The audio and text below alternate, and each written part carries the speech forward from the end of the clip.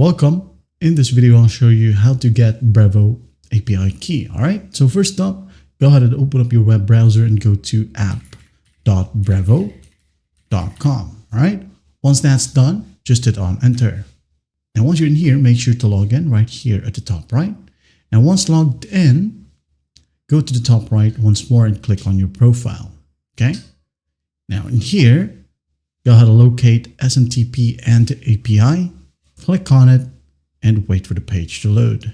Now, once it loads, as you can see here, we have SMTP and API. Now, as the title suggests, we would click on API keys right here. And as you can see, we can now go ahead and generate a new API key right here. If you want to read the API documentation right here, just click on read our API key documentation. Again, click on generate a new API key and it will ask you to name your API. For example, it could be WordPress x BREVO, like so, and hit on generate.